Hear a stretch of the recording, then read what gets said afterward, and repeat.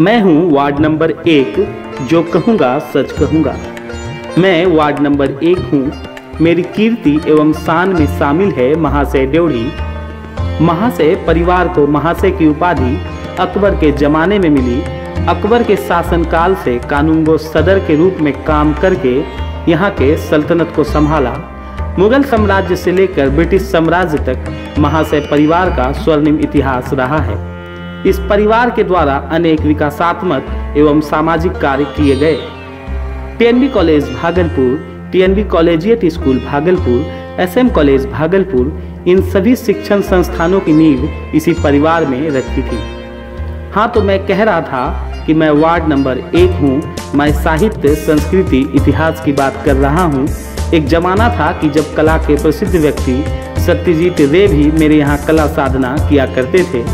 एक समय था मेरा अंग प्रत्यंग सोने से चमकता दमकता था, लेकिन कोई नहीं जानना चाहता है मेरे अतीत को, यहाँ जन्मे महापुरुषों को, जिनके नाम की गलियाँ आज भी मेरे सीने में इंद्रधनुष की तरह उगी है।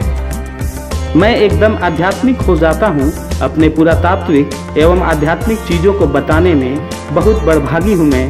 शिल्प कला का बेजोड़ नमूना है मेरे यहाँ का महाशय ड्योढ़ी दुर्गा भैरव मंदिर। अगर आप इस मंदिर को देखेंगे तो मुंह से बरबस निकल पड़ेगा।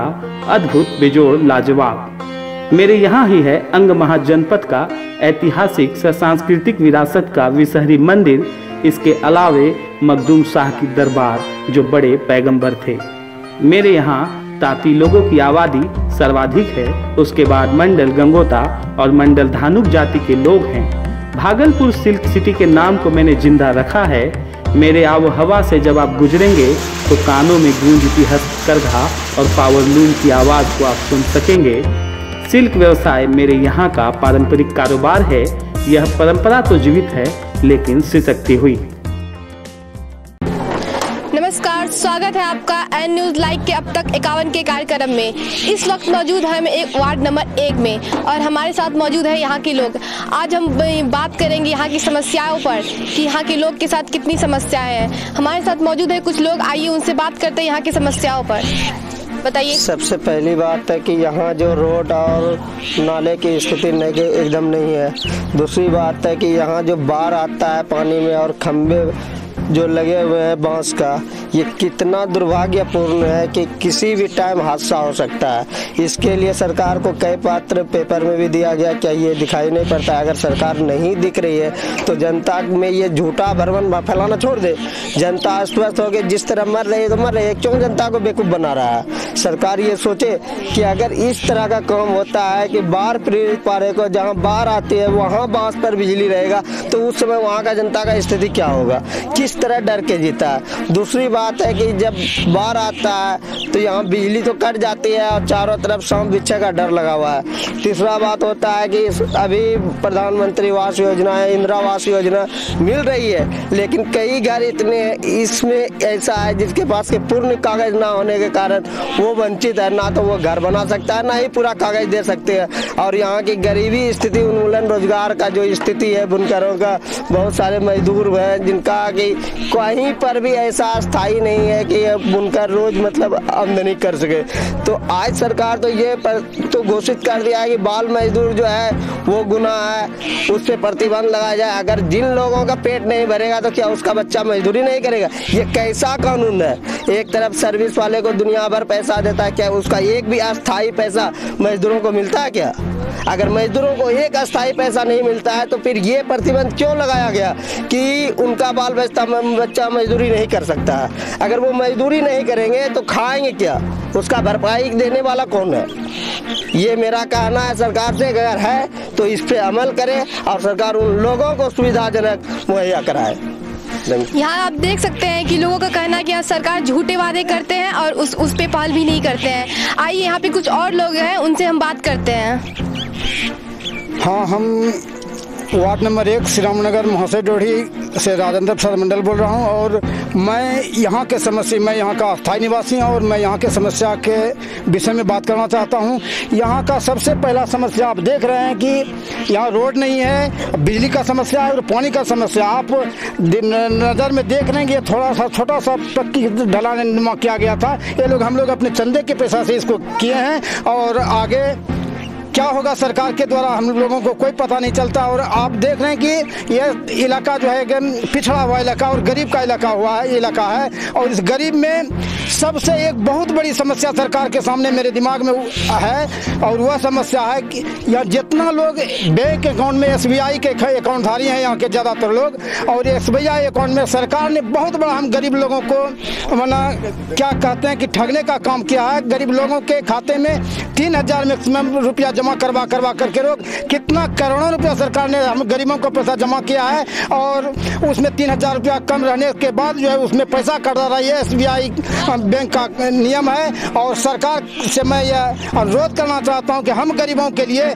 इस योजना को ख़त्म करके 3,000 रुपया कम लागू हटा करके और जो उसमें पैसा नहीं कटने का ऐसा नियम लागू करे। साथ ही साथ यहाँ आप देख रहे हैं कि यह श्री राम नगर का मोहल्ला अत्यंत पिछड़ा मोहल्ला है और भागलपुर नगर निगम के 1 नंबर वार्ड 1 नंबर में आता है और ये स्मार्ट सिटी भागलपुर को स्मार्ट सिटी में लाया गया है नगर निगम को, लेकिन इस 1 नंबर वार्ड को नगर स्मार्ट सिटी से अलग रखा गया है। मैं अनुरोध करना चाहूँगा सरकार से कि इस 1 नंबर वार्ड को श्री राम नगर मोहल्ला को स्मार्ट सिटी में रखे और इसके तहत मैं अनुरोध करना चाहूँगा फिर यहाँ के अत्यंत पिछड़ा क्षेत्र होने के नाते यहाँ जो शौचालय जो घर घर शौचालय देने का काम किया जाता है सरकार के द्वारा, वह भी यहाँ के लोग वंचित हैं उससे। और इंदिरा आवास अर्थात आवास योजना से भी एक भी योजना यहाँ इस श्री राम नगर में नहीं हुआ है। उस योजना को भी मैं चाहता हूँ कि वह सरकार के द्वारा लागू करे। साथ ही साथ बिजली विभाग का जो बात है तो बिजली विभाग में सरकार ने दिसंबर तक का समय निर्धारित करके रखा है और उसी क्रम में 20-25 कंज्यूमर हम लोग बने हुए हैं, लेकिन यहाँ 200 की आबादी में मात्र 20-25 कंज्यूमर बने हुए हैं और यहाँ बिजली और पोल तार के अभाव में यहाँ और लोग कंज्यूमर नहीं बन पा रहे हैं। तो मैं सरकार से यह भी मांग करूँगा, क्योंकि आपने दिसंबर तक में पूरा घर घर बिजली देने का वादा किया है, तो मैं सरकार से मांग करूँगा, सरकार से लड़ाई करूँगा कि आप दिसंबर में हमारे पूरे 200 घरों में बिजली और रोड और बिजली का ये जो है पोल तार सब देने का काम करेंगे और इस पिछड़े इलाके को आप स्मार्ट सिटी में भी लेंगे और इस पिछड़े इलाके को आप स्मार्ट बनाने का काम करेंगे। साथ ही साथ गरीबों पर जो अत्याचार हो रहा है वह SBI आर्थिक दृष्टिकोण से आर्थिक पिछड़ापन कर रहे हैं सरकार की ओर से, मैं इस पर भी नज़र डालना चाहूँगा कि आप इस पिछड़ेपन को और इस आप जो गरीबों को जो है लाचार कर रहे हैं इसको जो है आप जरा गौर करने का काम करेंगे।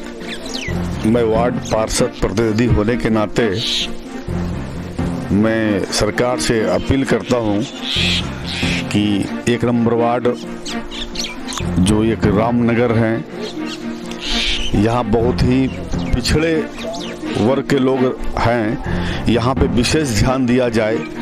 यहाँ की बिजली की समस्या है, पोल नहीं है, तार सही नहीं है, बाढ़ग्रस्त इलाका है। यहाँ बाढ़ आने से मतलब जनमाल को खतरा है, जनजीवन को खतरा है। मैंने विधायक महोदय से, सांसद महोदय से मैंने बार बार अपील भी किया कि आप एक बार चलिए, हमारे इलाके को देखिए, थोड़ा आप अपना फंड से कुछ दीजिए, थोड़ा आप अपने भी फंड से दीजिए, लेकिन कोई समस्या सुनने को तैयार नहीं है। आगे मैं कोशिश कर रहा हूं कि जितना भी ताकत हो मैं अपने से जितना भी जो हमारे फंड आएगा नगर निगम से ज़्यादा काम करने का कोशिश करूंगा। धन्यवाद।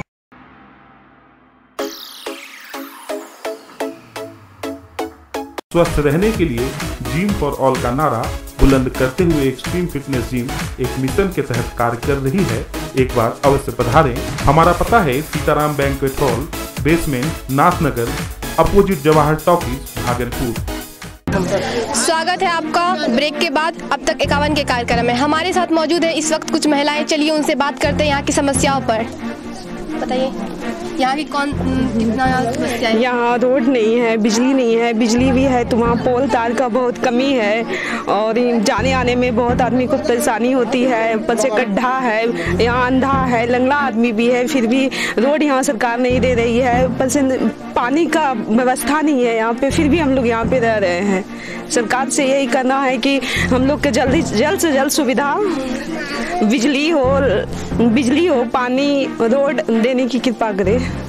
जहाँ तक कि आपको पता है कि हमारा शहर स्मार्ट सिटी बनने जा रहा है, बट यहाँ ना तो पानी की व्यवस्था है, ना ही बिजली की व्यवस्था है और ना ही रोड की व्यवस्था है। फिर भी इसे स्मार्ट सिटी में तब्दील करने के लिए यहाँ लोग कोशिश कर रहे हैं। आइए, यहाँ पे हमारे साथ मौजूद है यहाँ की वार्ड पार्षद, उनसे हम लोग बात करते हैं। मैम बताइए, यहाँ पे कितनी सारी समस्याएं हैं? यहाँ तो रोड नाली की समस्या है, बिजली में जो थोड़े बहुत कंज्यूमर है वो बांस के सहारे, आप देख ही रही हैं कि यहाँ पे बांस के सहारे बिजली का मतलब कि उपयोग हो रहा है। और सबसे बड़ी बात है कि यहाँ पे बाढ़ग्रस्त एरिया है और ये बहुत बड़े संकेत का है ये कि यहाँ पे कभी भी कोई भी हादसा हो सकता है, क्योंकि बाढ़ आने पे ये पूरी तरह से ये डूब जाता है ये क्षेत्र। और मैं सरकार को बार बार इस तरफ ध्यान देती हूँ कि आप किसी तरह से यहाँ पे पुल की व्यवस्था कीजिए। आप स्वयं आइए, आप आके इस क्षेत्र को देखिए, क्योंकि इस क्षेत्र को मैं 2 साल पहले से अवगत हूँ, क्योंकि मेरे कार्यकाल को अभी 2 साल होने को है और 2 साल से ही मैं इस क्षेत्र से अवगत हूँ कि ये मतलब कि हमारे वार्ड नंबर के ही क्षेत्र में ऐसा एक क्षेत्र है जिसको हम पिछड़ा नहीं, अति पिछड़ा कह सकते हैं। ठीक है, दूसरी बात ये है कि यहाँ पे देखिए, नेता, बड़े बड़े नेता विकास के हर क्षेत्र में जाना चाहते हैं, लेकिन स्वयं मैं खुद एक पार्षद होके ऐसे क्षेत्र में आप लोग को लेके आई हूँ, मीडिया बंधुओं को लेके आई हूँ।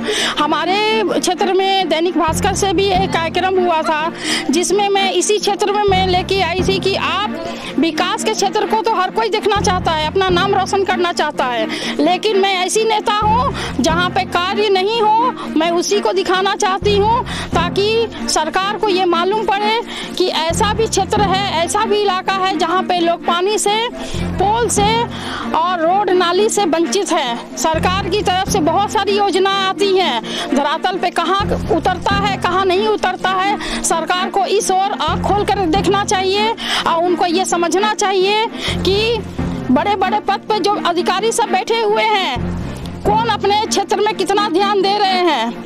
हर क्षेत्र में विधायक होते हैं, सांसद होते हैं और उन्हीं के तहत हम लोग भी आते हैं।